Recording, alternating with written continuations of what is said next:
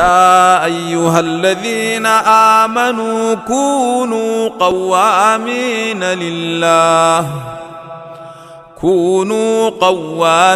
لله شهداء بالقسط ولا يجرمنكم شنآن قوم على ألا تعدلوا اعدلوا هو أقرب للتقوى واتقوا الله إن الله خبير بما تعملون۔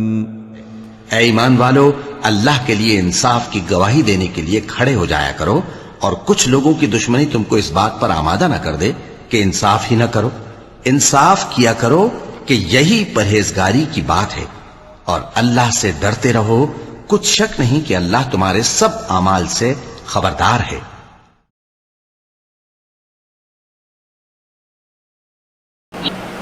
کہ اتنے سال گزر گئے، انصاف نہیں ملا، بظاہر اس کی امید کم دکھائی دیتی ہے، اس کے باوجود ہر سال یہ پروگرام کیوں ہوتا ہے؟ کیوں ہم لوگ جمع ہوتے ہیں؟ کیوں ہم لوگ اپنی صدا احتجاج بلند کرتے ہیں؟ کیوں ہم سب مل کر جو ہے وہ دعائیں کرتے ہیں؟ تو اس سوال کا جواب یہ ہے کہ اس کا ہم کو حکم دیا گیا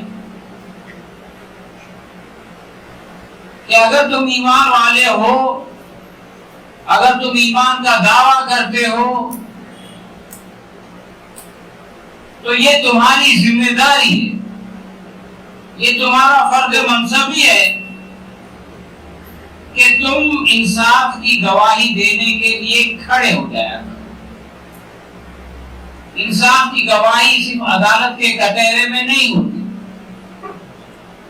اگر عدالت تاریخ ہی نہ دے، اگر کیس کی سنوائی ہی نہ ہو، تو عدالت کے کٹہرے میں تو گواہی نہیں ہو سکتی، لیکن عدالت کے باہر تو گواہی دی جا سکتی ہے نا۔ کھڑے ہو کے کہا جا سکتا ہے کہ یہ جو لوگ جیلوں کی سلاخوں کے پیچھے ہیں وہ بے گناہ ہیں، ان کا کوئی قصور نہیں ہے۔ جن لوگوں نے یہ کیا معاملہ، ان کو بچانے کے لیے کچھ بے قصور لوگوں کو، کچھ معصوم لوگوں کو جیل کی سلاخوں کے پیچھے بھیج دیا گیا۔ اس بات کی گواہی دینا، اس بات کو پیش کرنا، اس سچی بات کو لوگوں تک پہنچانا، یہ ہماری ذمہ داری ہے، اس کا ہم کو حکم دیا گیا۔ تو نتیجے کی پرواہ کیے بغیر کہ ہماری اس کوشش سے، ہماری صحیح سے، ہمارے یہاں آنے سے، ہمارے یہاں بیٹھنے سے، ہمارے یہاں بولنے سے کیا فرق پڑے گا؟ ہم کو بولنا پڑے گا، اس لیے کہ اگر ہم نہیں بولیں گے تو ہم پوچھے جائیں گے کہ تم جتنا کچھ کر سکتے تھے اتنا تم نے کیوں نہیں کیا؟ ہم سے تو وہی پوچھا جائے گا کہ جو ہم کر سکتے تھے، جو ہمارے اختیار میں ہے۔ جو ہمارے اختیار میں نہیں ہے اس کے بارے میں ہم سے نہیں پوچھا جائے گا کہ تم جو ہے وہ جیل کا تالا کھول کے ان کو کیوں نہیں لیا۔ یہ سوال ہم سے نہیں کرے گا اللہ تبارک تعالیٰ، لیکن یہ سوال ضرور کرے گا کہ جب اس بات کا موقع تھا کہ تم کھڑے ہو کے یہ کہہ سکتے تھے کہ یہ بے گناہ لوگ ہیں، ان کو زبردستی پھنسایا گیا ہے، اور اس سے بڑا ثبوت کیا ہو سکتا ہے کہ ان کی جو ہے وہ سماعت نہیں ہو رہی ہے۔ یہ تو نہیں کہا جا رہا ہے کہ ان کو چھوڑ دو، یہ کہا جا رہا ہے کہ اس فیصلے کا، اس کیس کا فیصلہ کرو، اور آپ اس کیس کا فیصلہ نہیں کرنا چاہتے، تو کیا چیز ہے جو کہ روک رہی ہے یہ فیصلہ کرنے سے؟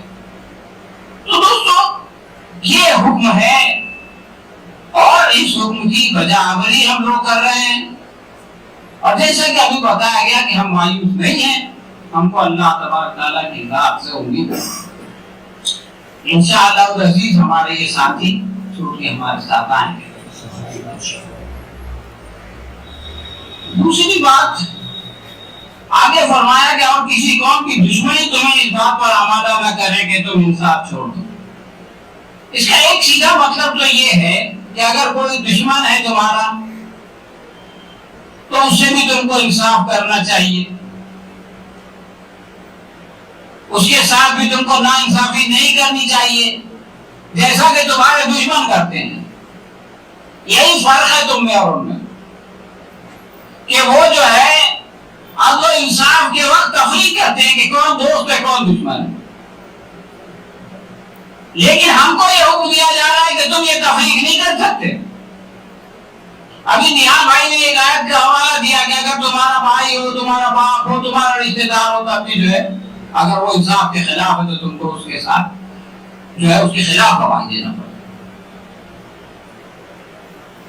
تو ایک تو یہ سیدھا مطلب ہے اور بالکل صحیح مطلب ہے، لیکن اس کا ایک مطلب یہ بھی ہو سکتا ہے کہ کسی قوم کی دشمنی تم کو اس بات پر آمادہ نہ کرے کہ تم انصاف چھوڑو۔ یعنی اگر تم کو یہ ڈر ہے کہ کوئی قوم ہماری دشمن ہو جائے گی، ہم پر جو ہے اس کے نتیجے میں کوئی آزمائش آ جائے گی،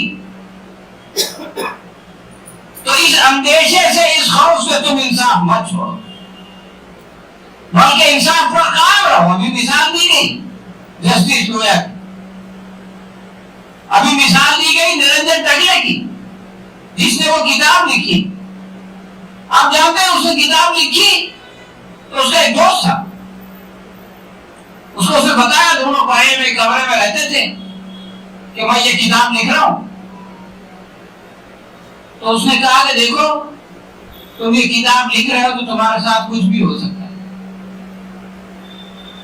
میں 2 سال تک سائے کی طرح تمہارے ساتھ رہوں گا، اور جو تمہارے ساتھ ہوگا وہ اس سے پہلے میرے ساتھ ہوگا۔ دیکھیے یہ ہے دلیری کی بات، یہ حوصلہ افزائی کی بات۔